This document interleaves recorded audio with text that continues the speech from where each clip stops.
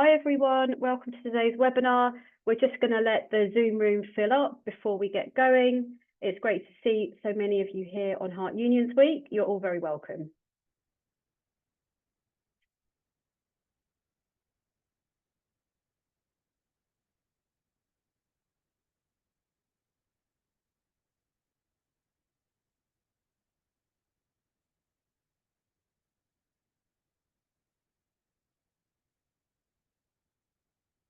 Welcome everyone who's just joined us. Great to see so many of you here. Happy Heart Unions Week. I'm just going to give it another 30 seconds or so before we get going, because I want as many people as possible to hear everything we've got to say.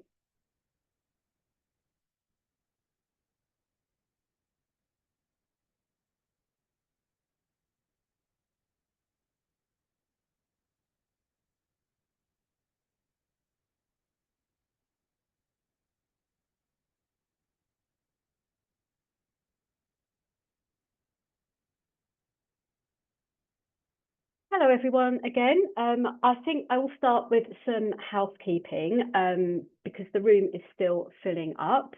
As many of you know, I'm Anna from the TUC. We're going to be talking today about how you can get members involved in the union, strategies to get them more involved so that you can get members engaged in union activity and to get new people to join the union. Our housekeeping, as ever, we have captions on this webinar. So if you would like to follow along with those, click the show captions button, which is at the bottom of the screen, and you will have live captions.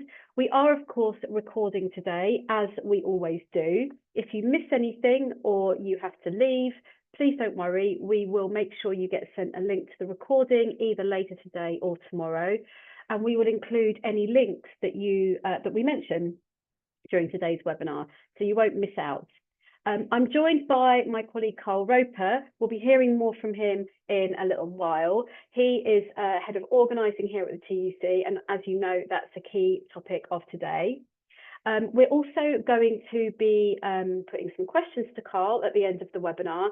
If you do have any questions, post them in the Q&A panel at the bottom of the screen. And great to see so many of you already saying hi in the chat. We always like to hear what's going on in workplaces, so please do exchange tips and ideas there. As I mentioned, it's Heart Unions Week, the week in the year where we think about and shout about all the ways we love our union and the difference that the union makes in the workplace. So you might have heard of this. It's a campaign that the TUC has lots of information on its website about. Do take a look. We'll post the link in the chat. There's lots of information, flyers, nice hat here, badges that you can order from us. We'll send them out to you and you can use them at work to get people to join the union. Do keep a lookout for that. It's a great week where we hear just such positive things about what we're all doing. Right, on to today's webinar. It's a little bit different today. We are going to be asking you to get involved in some polls and some surveys, because as I said, we like hearing about your experiences. And we're going to talk about some of these, the information you give us during the webinar, and then we're going to use some of the examples that you give us when we're talking to Carl about strategies for engaging members. Right, so on the screen, you will shortly see a QR code. If you've got a phone, please use the QR code, which is there on the left-hand side. Please use the QR code to go to the interactive slides. You don't need to start voting yet. Just try and join there using the QR code, or you can join using the link, aharslides.com/6KLU9. And I can see some of you are voting already. I'm going to give it a minute or two because I can see that lots of people are voting and joining. The first poll question, how long have you been a union rep? And we've given you some options there to vote on.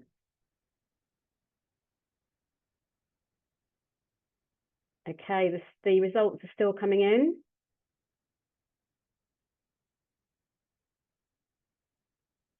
If you aren't able to join on the interactive slides, please stay on the webinar because we're still going to be discussing lots of ideas and strategies that you can use. I will read out the question each time, and you can type your answer in the chat if that's easier for you. So how long have you been a union rep? The clear leader so far is more than 10 years. We've got 46 people saying more than 10 years, and only 9 people saying less than 6 months, and then almost similar in the middle.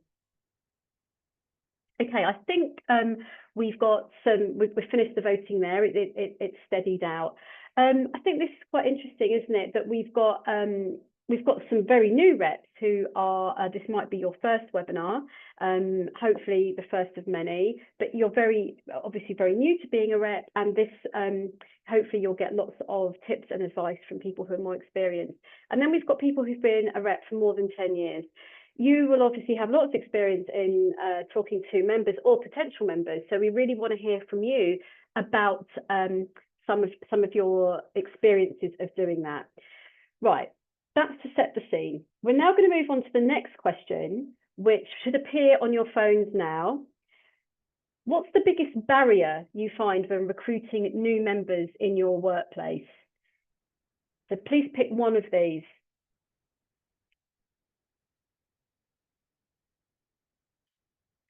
So you can see our options are cost of membership, lack of awareness, fear of employer retaliation, perception that the union isn't effective, people think they will get benefits without joining, time, or other.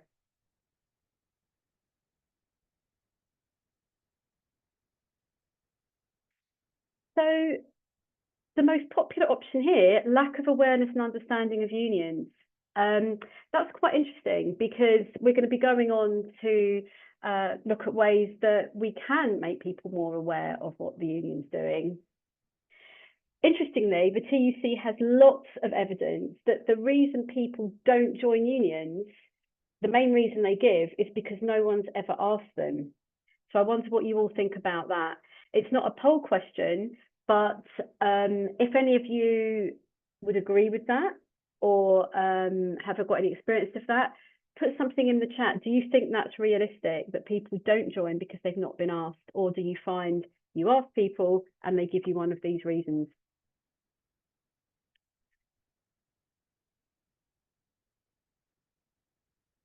So there's some really interesting points coming up in the chat about maybe meeting people when they first start working for your organisation. I think that's a great way to raise awareness.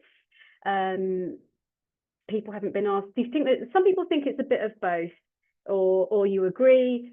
Lots of differing opinions here. Okay, still a bit of scene setting. So all of you as workplace reps are making a difference for your members and your colleagues. So on the next screen, we want you to type us some answers in 1 or 2 words. What does being in a union mean to you? Please enter that now. And of course, if you're not using the interactive slides, please feel free to type in the chat.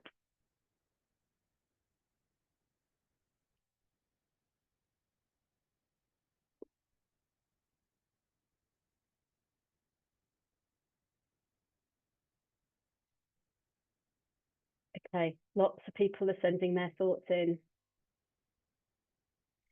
And the words that are appearing in the chat are, I think, very similar to the ones appearing on the word cloud. The one that's not changing on the word cloud is solidarity. I'm going to just let it settle for a minute. But we're getting reassurance, empowerment, somebody to listen, protection, support.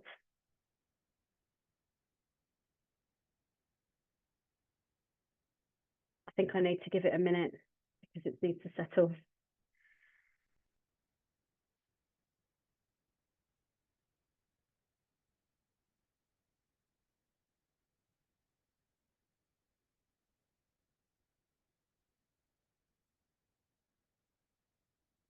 Okay, I can see a couple that are jumping out here. Support and strength in numbers. having a voice. This is all really, really helpful and really helps set the scene of what we're going on to look at about workplace issues in a bit more depth.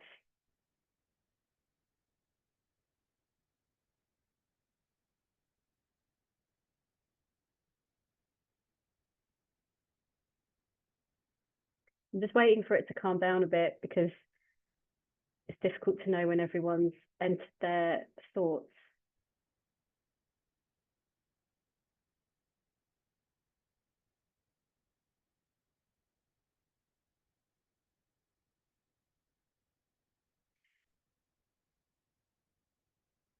So this is really interesting in that these are the reasons that you're giving for what does a union mean, being in a union means to you. And thinking about this, how important it is to you as reps, previously we looked at the barriers that people feel. Maybe we can take some of these positive things and use them to get people who aren't quite as engaged much more involved and much more interested, and realise that there is that strength in numbers, there is the support. It can lead to more empowerment and a voice at work.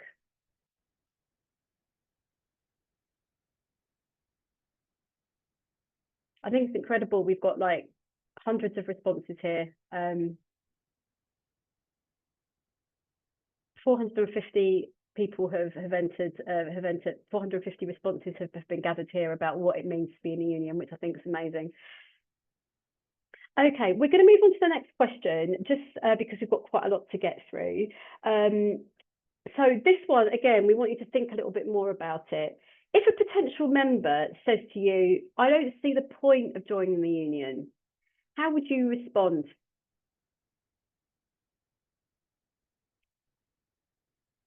So have a think, write your thoughts and enter them, and we'll see what comes back. And I'm keeping an eye on the chat panel as well, because there are people leaving their thoughts there. Oh, I quite like that one that's appeared in the middle. I can help change that.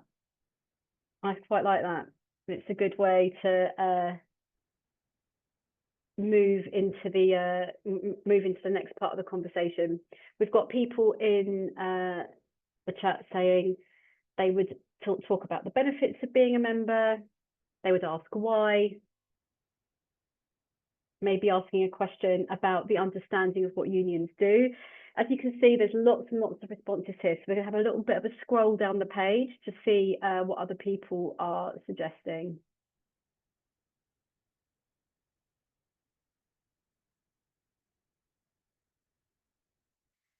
There's quite a few people saying that they would like to talk about their experiences with the union and the positive differences it's made for their life.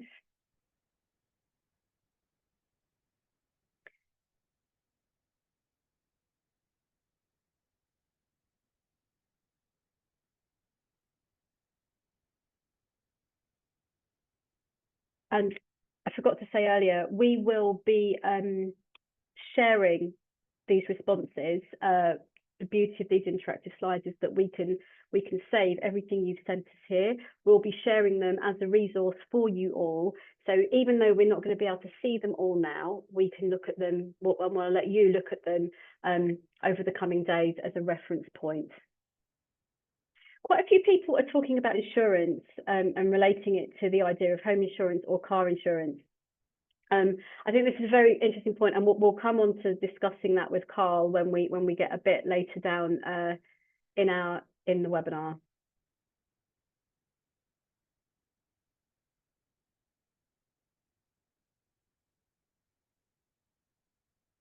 There's some really, really great points here. I'm not saying a lot because I'm just very busy reading them all.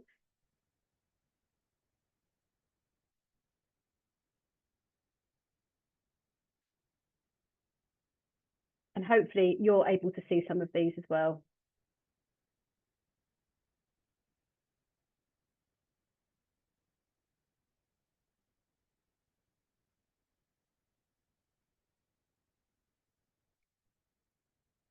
So thanks for participating in this question. And I think the key takeaway point for us all is that we need to be able to show the worth of the union. We need to be able to demonstrate wins, successes, and crucially, how we have made a difference for members, either collectively or individually. Look, we all know as reps, sometimes not every case or every negotiation goes exactly to plan, but there's always going to be changes made. And these are the things that we need to make note of and use them to promote the union in the future. Right, well, this leads me on to our next question. So we've done a lot of scene setting here. I want you to think about your workplaces and in your role as a rep, how do you find out about workplace issues from your members? We've got 6 or 7 options there, and you can vote on how you find out about workplace issues. You might do a combination of these. You might just do 1 or 2.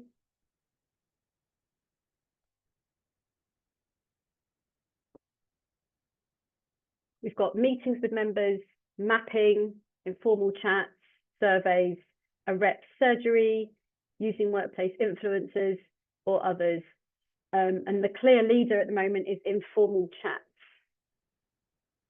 So I am going to assume that informal chats might mean a colleague sees you in your workplace, they raise an issue with you, they might see you in the canteen or just when you're going about your regular work.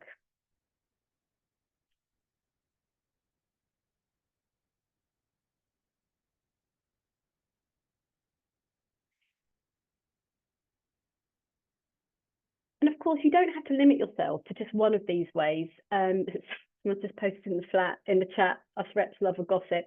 It's about communication, isn't it? It's about using maybe 2, 3, 4 of these options to get information from your colleagues to find out what's going on. Because without the information of knowing where there's a problem, you're not going to be able to raise it. And sometimes it's best to get things early before it escalates into a bigger problem.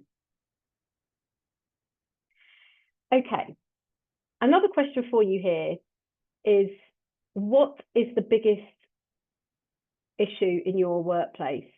Now, we've obviously not covered everything, but we've tried to think of 6 or 7 broad categories. And we want to know what is occupying the minds of your members. What do they come to you about? What do you find out about?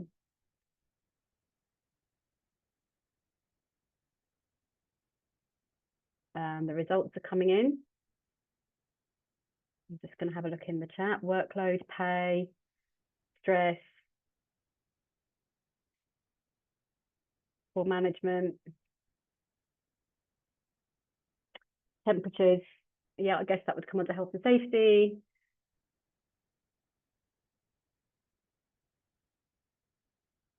Assault, that is obviously extremely serious.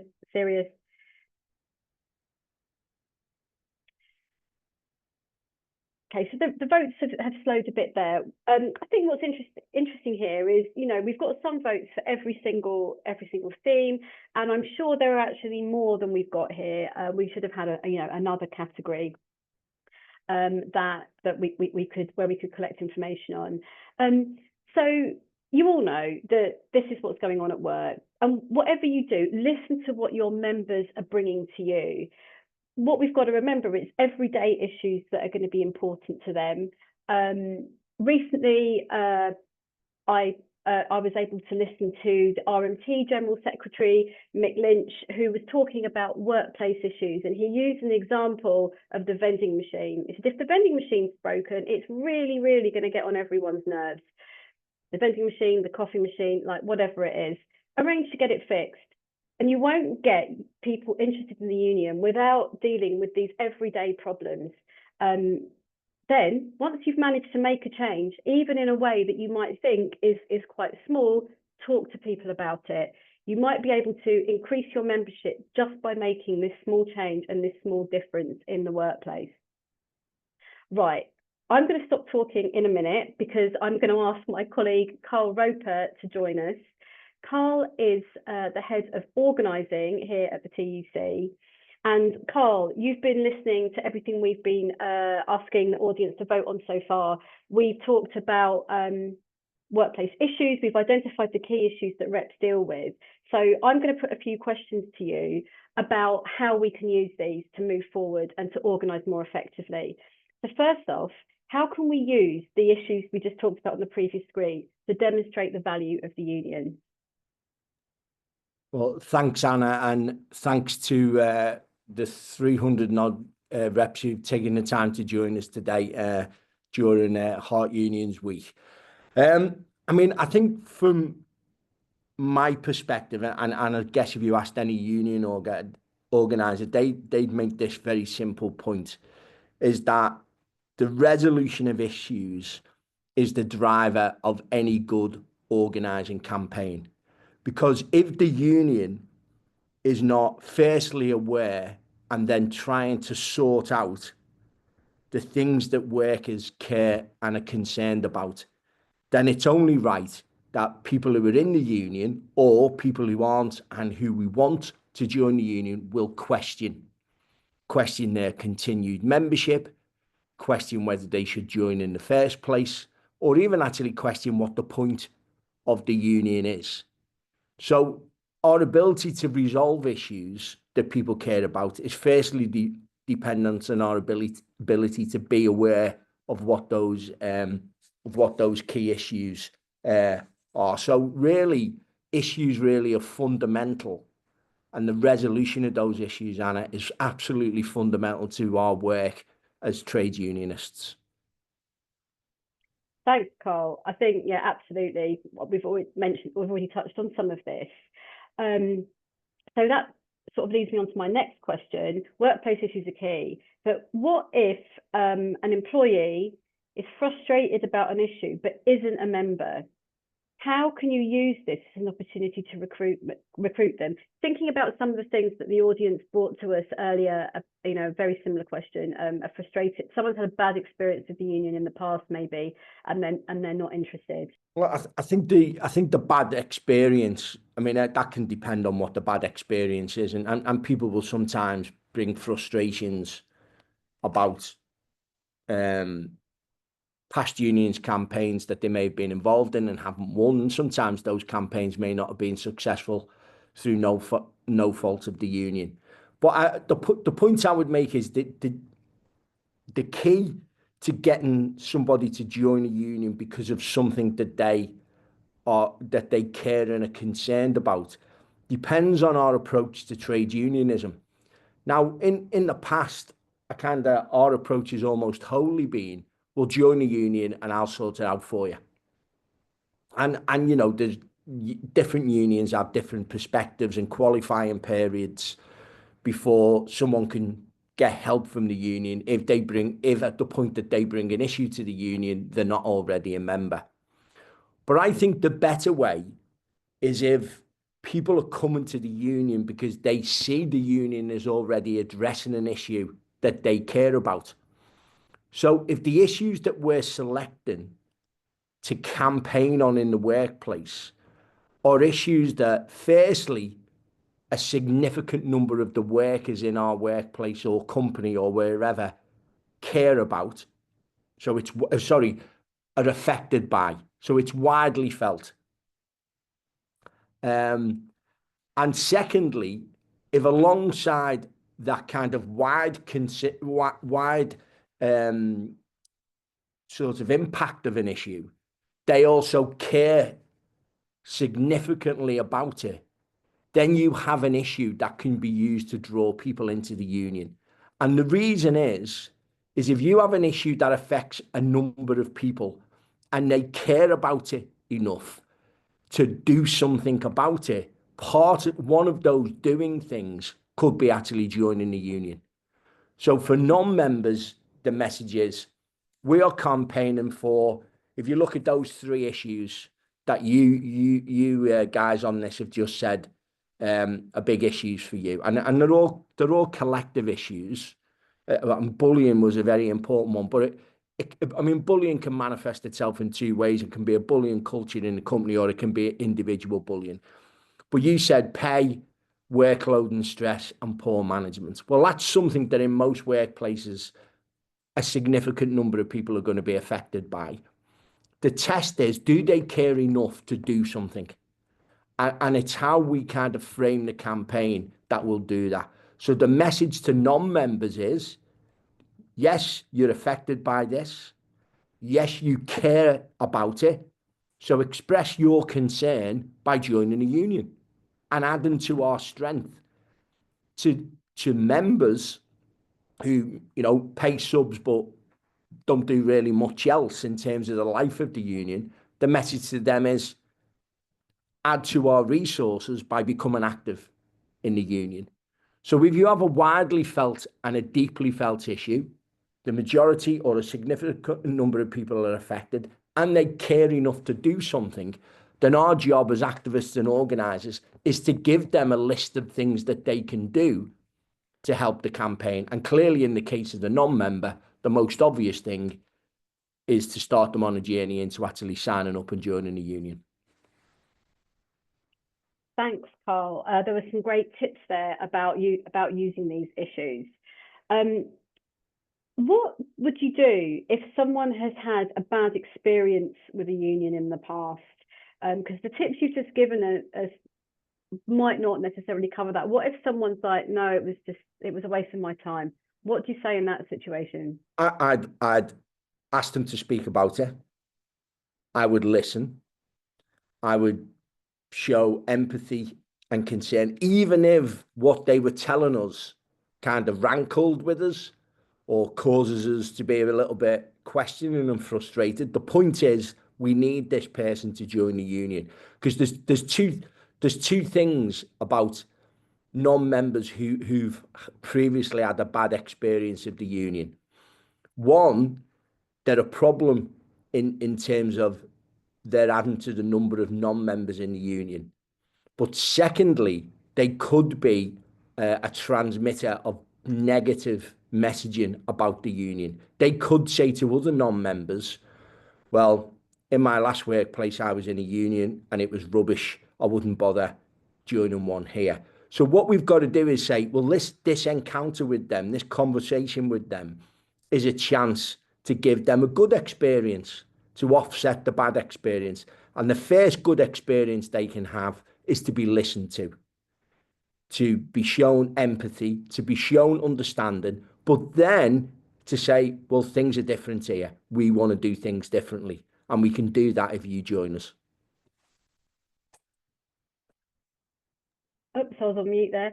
Thanks for that, Carl. And I don't know whether you could see in the chat, one of our viewers has said that they themselves had a bad experience with the union in the past, and their response was to become the rep because they thought, I can do better than that. And that's quite that's a great way to overcome. I think that is you're leading by example.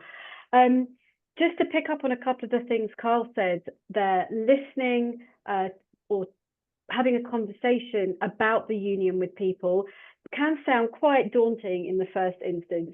We here at the TUC have got a couple of training resources that you might find helpful in these situations. We'll post the links in the chat, but it will move by quite quickly. So don't worry if you miss it, because we'll make sure they're sent out to you. We've got a module called Talking Union, where it guides you through step by step how you have a conversation about the union in the workplace. And one of the key things that it highlights is that the name is a bit of it isn't quite true, that when you're having a conversation about the union, 70% of the time you should be listening, not speaking. It shows that your empathy, like Carl says, that you've got empathy for the person, you're listening to the problem, you're not just sort of brushing them aside, that you're genuinely interested in making a difference for them. We've also got a set of training materials about organising, and goes into greater depth on some of the things Carl's been talking about how you maybe find out about workplace issues and how you take them forward into a campaign and getting more people to join the union. Right, Carl, next question. When you make a difference or you win, What should reps do then? Well, I've been a member of a trade union since I was 18, so I think I can say this. We are a brilliant movement who do brilliant things every single day of the year for hundreds and thousands of working people each day. We have loads of strengths, but one of our kind of weaknesses, and I think it's in our DNA, is we are rubbish at shouting about when we win. It's almost like we go, well, no biggie. That's what we're here for. You, you solve a personal case for somebody. You might stop someone getting into trouble because they've been off sick. You might get someone some compassionate leave. You might get someone some extra days off. You might get someone a little bit of help with the workload. You might win a decent pay increase. You might get all your members an extra couple of days leave a year. You know, you might get all your managers sent on some training to stop doing the bad things that are annoying everybody. And we just almost kind of like put that in our back pockets and go, job done. What's the next challenge? And to a degree, that's to our credit. But a lot of our wins are invisible wins, even the collective ones, because we don't tell anybody about them. So one of the things I think we've got to be better is finding ways to brag, is finding ways to say the union did this. But at the same time is saying is you, the members, did this, because I know this is a bit of a cliche, but you are the union. The union is a group of people. It's nothing else. It's not the general secretary or the full-time officers. It's not us at the TUC. It's groups of workers in workplaces and companies. So when we win, we all win together. We win together, we lose together. But when we do win together, we've got to tell everybody about it. And I think we've got to be a little bit more savvy in finding out in workplaces who aren't members and telling them that we've all just won this and you get the benefits of it. And next time you want to be part of it, because the win could be bigger. It could be better if we had more people.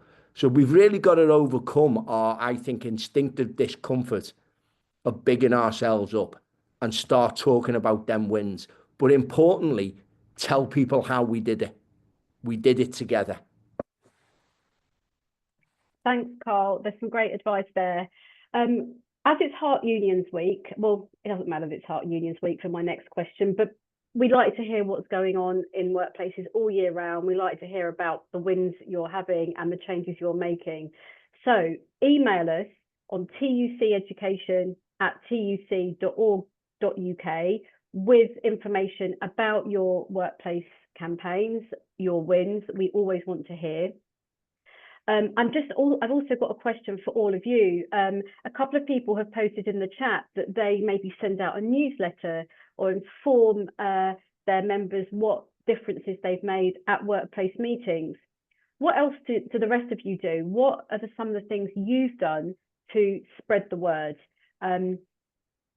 Maybe some of the tips that Carl's given you will be inspirational of what you do in the future. But what have you done? I brought to mind, I have a friend here at the TUC who said that when she was a rep, once they had a win, she would get on the phone to the people she knew who were good at spreading information around the rest of the workforce.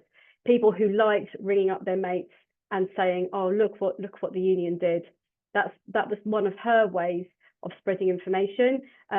She used to refer to them as her influencers. So maybe that's something that you could all look into, getting your influencers in the workplace who will help you spread the news. So lots of people are talking about newsletters or communications in different ways, and I think that's all really helpful. But please do let us know as well your workplace wins so that we can share with them and we can shout about the great changes you've made. Okay, before I ask Carl the last question that I've got for him, don't forget you can send in your questions as well in the Q&A panel, which is at the bottom of the screen. It looks like a speech bubble with a question mark. Post any questions there for him and I'll put those to him in a minute. But Carl, the last question that I've got for you is, how can we get more people to become reps?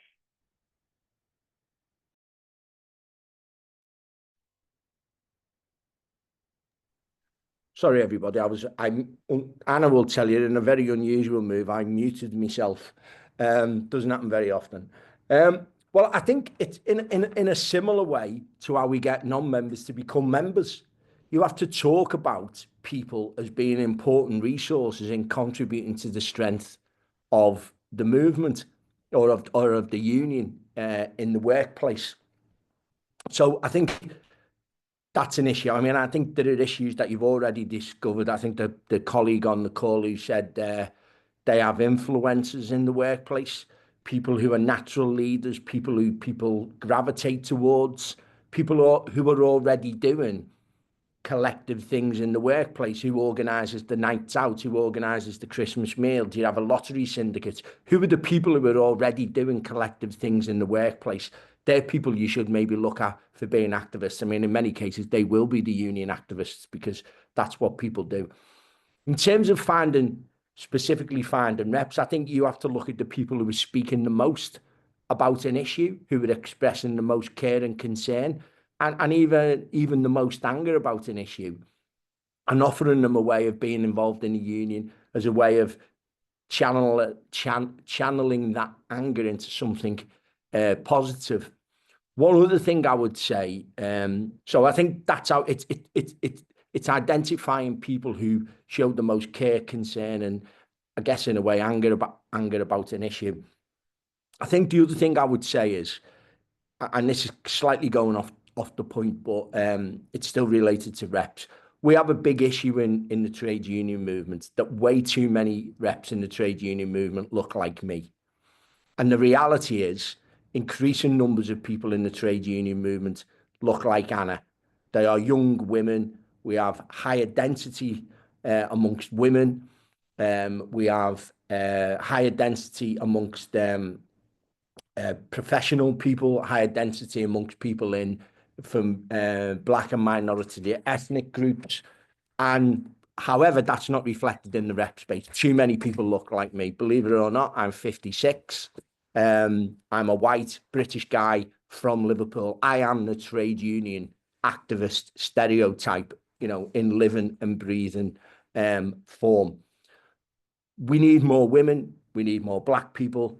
We need younger reps. And the way that we're going to do that is by highlighting and centering issues that they actually care about. So if we find out what they really care about and put some of those issues at the center of our campaigns, then we stand more of a chance of those people coming towards the union, not just to join, but to join in with union activity. Thanks, Carl. And I'll take that one. Thank you that you're saying I'm young. I'm very flattered. Okay, we've had some questions posted for you that we can maybe have a bit of a discussion about now. We've got a viewer who said, what's your best bit of advice for a new rep? They're starting their first tenure in a couple of months, and so they want to know how they can get going with this. So a brand new rep. So congratulations to that viewer. I'd do three things. I would make sure you get some training. Go on as much training as you can on the bits of being a rep that are the most important. Certainly some organising training, certainly some training in representing members, so and how to do that. And if you're specialising in any particular subject, the subject-specific training. The second thing I would do is keep talking to your colleagues and use that information for your union work. And the third thing is find a mentor. Find someone who's been doing the job a bit longer than you and you can learn from. I was very, very lucky when I was 17, 18 and started being an activist in the MOD in Liverpool. There was a guy, and he's no longer with us because he was pretty old when I met him. Dave Pickersgill, his name was. Brilliant trade unionist, and he got me involved, and he was my mentor for the first 2 or 3 years of my trade union life. And I'll never forget him or some of the things that he taught me. And they weren't big glamorous things. They were the basics of being a rep. Get yourself trained, get yourself educated, and keep speaking to your members. Thanks, Carl. That for our newbie rep, hope you can take that away and put it into action. We've had a question about, with the increase of people working from home and them not coming together physically, have you got any tips for organising in that situation? Sorry, Alan, can you repeat that? I've just read something in the chat that's made me laugh. Okay. Which I won't repeat because it could be offensive, but it's not offensive, but it could be. But could you repeat the question? No worries. Sorry. When we have so many people working from home, how can we organise if people aren't coming together physically? I think this is a really big challenge, and it's one where there's many aspects of it, like social media and new technology, have been problematic for us. We've got to kind of really turn it to our advantage. We've got to, a couple of things. We've got to our workplace mapping. So when we actually build pictures of our workplaces, we've got to add to that now about what are the days when people do come into the office, when there are kind of high points of people into the office, and maybe do some of our public campaign. And then we've got to be better negotiators and make sure we've got use of company intranets, and we've got to make sure that our data about our members is up to date so that we can email them more regularly. We've got to use social media that allows us to come together. So if we have emails of people, we can organise Teams meetings, and we can organise, group calls using Zoom or Teams. We've just got to work harder at having data about members, because the only way that we're going to be able to contact them is through telephone, is through text messaging, is through emails, is through gathering them together online and create that solidarity. But it doesn't mean to say we stop organising in the workplace. There will be people who come into the office. You may have anchor days. There may be days where people need to come in, and we need to make sure as well that as a branch committee or an organising committee, we've always got reps in the building on the days that there are members in there. So there's a whole load of very small but very practical things. But make sure we've got the data, phone numbers, email addresses. Make sure we've mapped the workplace so we know if there are groups of people coming in on high numbers of people coming into the workplace on specific days. Make sure we've got reps in on those days. Make sure those days are the days we do any public campaigning, or we do floor walks and we're going around speaking to members so we can maximise the time. Thanks, Carl. And you mentioned mapping there as a way to find out when people are coming into work. But that leads into my next question, which is about individual versus collective issues. So one of our viewers has said they get a lot of casework, so individual representation, and that takes up a lot of time. So how can we take some of these individual issues to collective issues that will benefit everyone, or more than just the person who raised it? You do get a lot of individual issues when you. I remember in my years as a branch rep, we used to get all kinds of things, but by and large, they fell into categories. It was sickness, it was workload. They may have had different, very specific aspects to them, but for instance, a very simple example. If you as a rep are getting a lot of members over a relatively short period of time who are getting pulled up about sickness, or who are coming to you because they're being refused time off, that is giving you two collective issues. The first one is there's some kind of tightening up on the sickness policy. The second one is there's a staffing issue in the workplace. And you've got to have an antennae and keep good records of your casework so you can spot patterns. So that means sharing information as a group of activists in a workplace so you can spot patterns. So it's almost like mapping the casework that you're doing to spot collective issues. There are always collective issues in workplaces.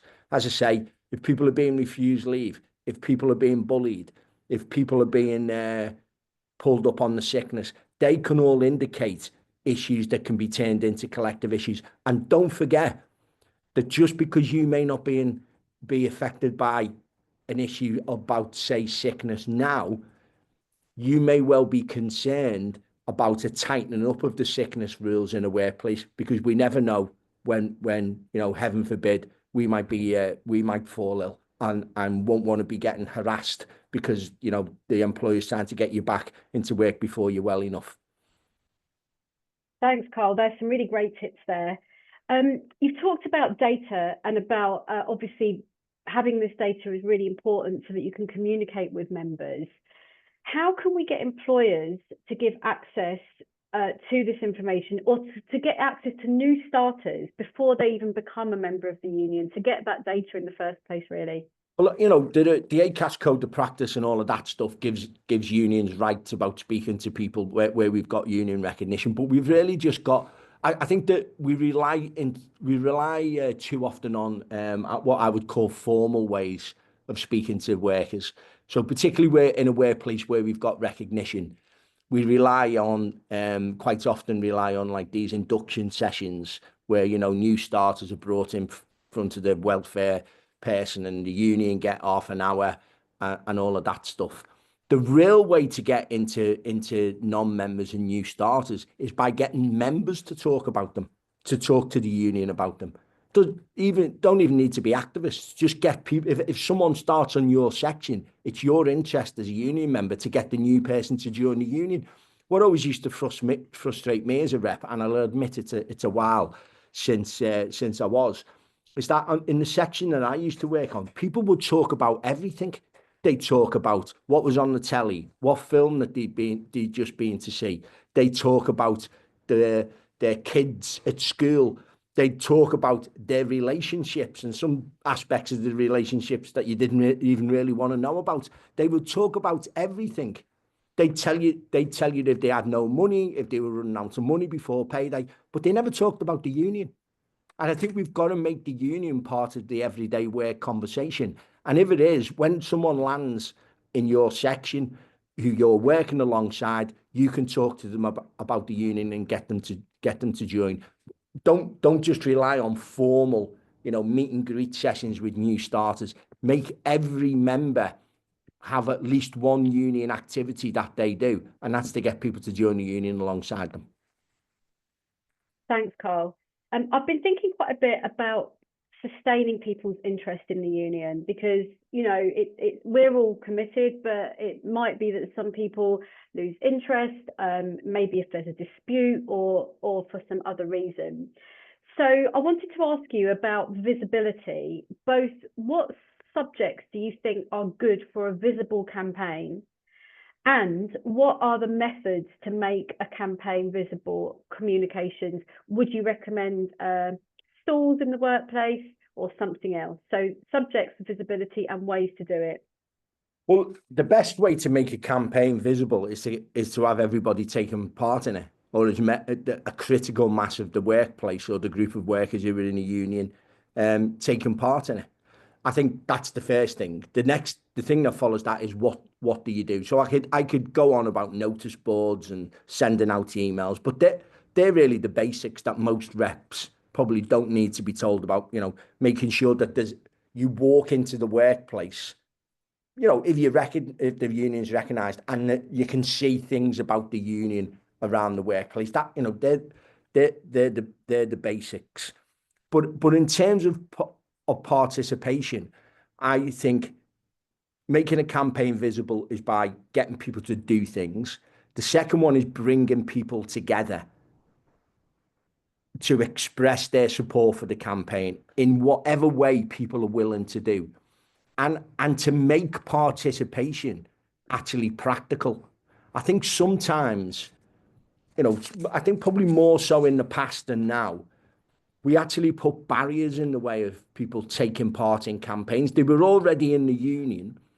They were already supporting the campaign. But in terms of actually doing anything, we actually put barriers in front of them. The times and the places we ran campaign actions, the times and places we had meetings, and perhaps the hardest one for us all to hear, the types of meetings we have. Sometimes our meetings are just as dull as ditch water. We're passing motions, we have big speeches. Members sit in front of a top table of people who usually look like me who want to drone on. And actually, meetings should be ones where people aren't just hearing from us, is where the activists are hearing from the members about the direction that the campaign should take. There's no point in give them an update about where we are on a campaign, by all means, but then it's about them telling us what they want to do next, and reporting back on the level of anger and frustration. So getting people involved and getting as many people involved to do something, no matter what, is the best thing about visibility. And the enthusiasm is about the dialogue and keeping people in a frame of mind where they are feeding, they are keeping the campaign going. Thanks, Carl. And of course, it's Heart Unions Week, which is an example of a campaign that you can start in any workplace. Do take a look at the information we've got on the TUC website about Heart Unions, where we want you to celebrate wins, talk about how you make a difference in the workplace and how working people benefit from your activity. If you look at the website, you can order some of the merch we've got, find other inspirational stories there that might help you think of some ideas to make a difference. Okay, we're going to sort of move to our final poll question in a minute. Before we do that, we're just going to wrap up a couple of the issues that Carl's been talking about, and we've learned from you. So we've covered lots of tips about how you can make the union more visible in the workplace. But I think maybe my tip for you would be, next time you do make a difference for a member, just have a little bit of a self-reflection as well. What did you learn? What could you do differently next time? And of course, make sure that you tell people about it. When it's an individual case, there are obviously confidentiality issues. You can't be talking about the person and their individual sensitive information, but you can always use that information to inform what you maybe do next time when working for lots of your members across the organisation. So a lot of what has come out today is that reps are doing great work, but you're quite often responsive and reactive. What maybe will help you feel a bit less overwhelmed when you're thinking about campaigns at work is planning and being a bit more strategic. And of course, ways you can do that is to get your members involved. Maybe plan out a campaign. It could be Heart Unions, it could be something that's more general to your workplace, but planning will always help you with that. And you can anticipate what might be coming down the line. Right, we're going to put our final poll question up on the screen in a minute. We want to know, after listening to me and Carl over the past nearly hour, how confident are you about building a stronger union in your workplace?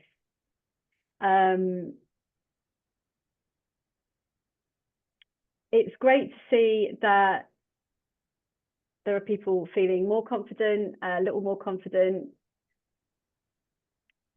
Still needing support is always okay.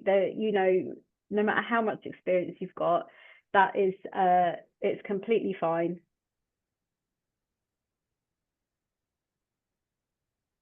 And of course, support from us doesn't end when we finish this broadcast in a few minutes.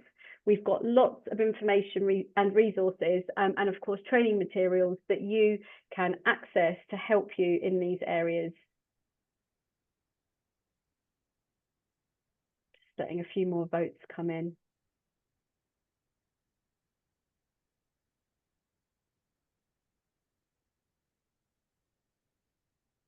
Oh, great to see that people saying that they feel energized and enthusiastic about building the union in their workplace.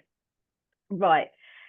So before I'm going to ask Carl just to give us a last couple of words before we finish in a minute. But do remember to find issues that your members care about, and when you make a difference, to celebrate them and make sure other people hear about them. Final words over to you, Carl.